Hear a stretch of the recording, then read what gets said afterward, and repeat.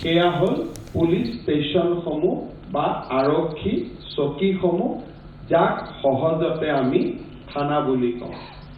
অৰ্থাৎ আৰক্ষীৰ যিটো চৰিত্ৰ, আৰক্ষীৰ যিটো দায়িত্ব, আৰক্ষীৰ যিটো ভূমিকা, সেই ভূমিকাখন বা সেই ভূমিকাটো সাধাৰণ ৰাইজে থানাখনৰ জৰিয়তে চাব বিচাৰে, থানাখনৰ জৰিয়তে মানদণ্ড এটা নিৰ্ণয় কৰিব বিচাৰে।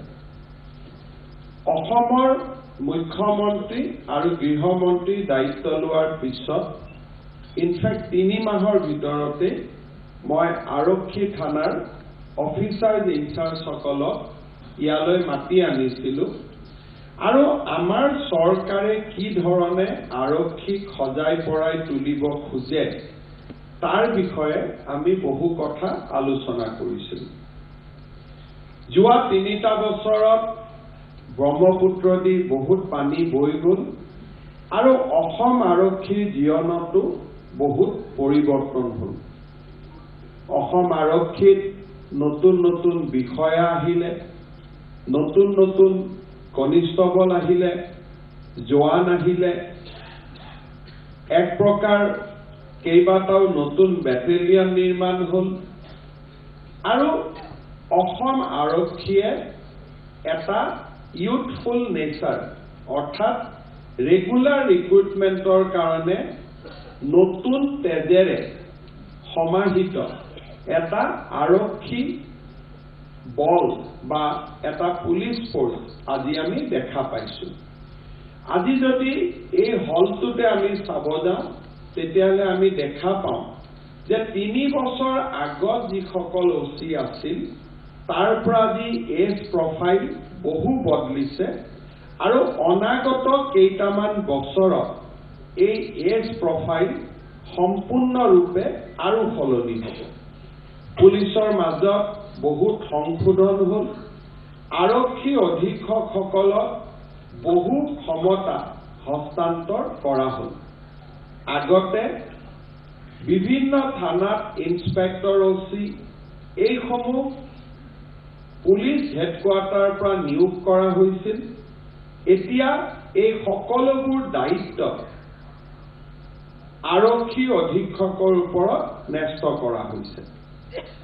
আৰক্ষীয়ে যোৱা 3টা বছৰত নিজৰ দায়িত্ব বহু গুণে সুন্দৰভাৱে পালন কৰিছে আৰু বিভিন্ন ব্যৱস্থা লোৱাৰ পিছত আজি অসমত অপৰাধৰ সংখ্যাও নিৰন্তৰ কমা বা কমিব ধৰা আমি দেখা পাইছোঁ। অপৰাধৰ সংখ্যা কমাৰ লগে লগে আমি আৰু এটা সুন্দৰ ব্যৱস্থা আমি কৰিব পাৰিছিলোঁ যে চাৰ্জশ্বিট অন টাইম। ফৰেনচিকৰ যদি ইনভলভমেণ্ট নাথাকে তেতিয়াহ'লে আমি এতিয়া প্ৰায়বোৰ চাৰ্জশ্বিট উইদিন দ্য টাইম আমি দিব পাৰিছোঁ আৰু ফৰেনচিকৰ ব্যৱস্থা লাহে লাহে আমি শক্তিশালী কৰি আছোঁ।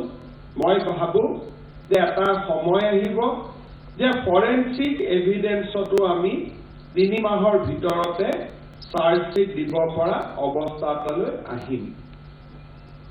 সৰু সৰু গোচৰবোৰ প্ৰত্যাহাৰ কৰাৰ পিছত আদালতৰ অনুমতি সাপেক্ষে এতিয়া আদালতত আমাৰ কনভিকশ্যন ৰেট আমাৰ বাঢ়িব আৰম্ভ কৰিছে আৰু অহা 6 মাহৰ ভিতৰত পেছাদাৰী অধিবক্তা যি নেকি এপিপিৰ ধাৰণাটো বদলি হৈ যাব।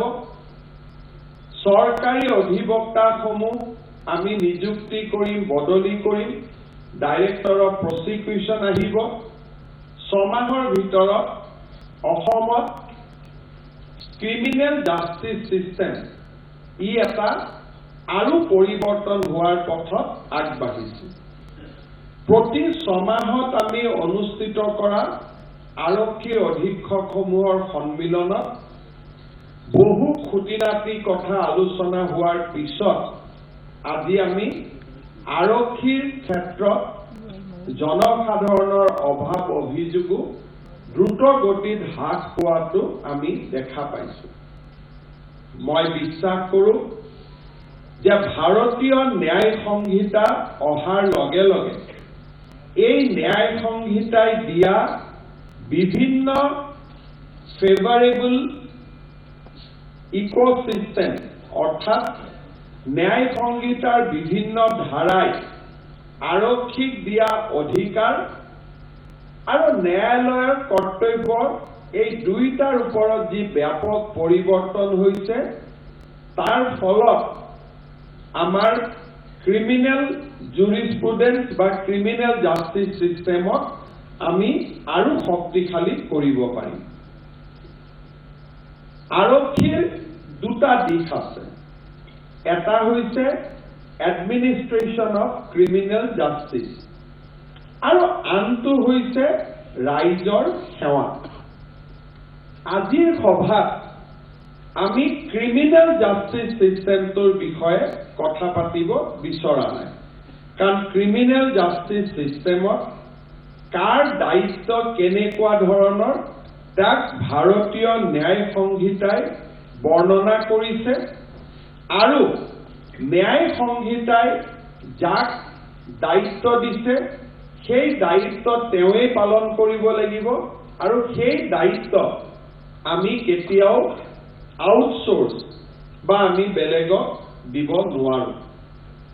আজি অচি আৰু নাগৰিক সমিতিৰ সভাখনৰ প্ৰথম কথাটো আমি বুজিব লাগিব যে criminal justice, criminal investigation, filing of chargesheet এই গোটেই ব্যৱস্থাটো অচি সকলৰ ওপৰত নিৰ্ভৰশীল আৰু নাগৰিক সমিতিৰ ইয়াত কোনো দায়িত্ব নাথাকে, কাৰণ when it is all about investigating a murder case, অপৰাধৰ তদন্ত আৰক্ষী অধীক্ষকৰ পৰা অচি সকল ন্যায়ালয়ৰ ওচৰত জবাবদিহি হৈ থাকে। সেইকাৰণে আমি আজিৰ সভাতে অচি সকলক বুজাব বিচাৰো বা আমি জনাব বিচাৰো যে ক্ৰিমিনেল ইনভেষ্টিগেশ্যন ই নাগৰিক সমিতিৰ আওতাৰ ভিতৰত নপৰে আৰু আৰক্ষী অধীক্ষক CI, DIG, IGP তেখেতসকলে আপোনালোকৰ কাম কাজক নিৰন্তৰভাৱে সুপাৰভাইজ কৰিব আৰু আপোনালোক ন্যায়ালয়ৰ ওচৰত আপোনালোক দায়বদ্ধ থাকিব। সেইকাৰণে প্ৰথম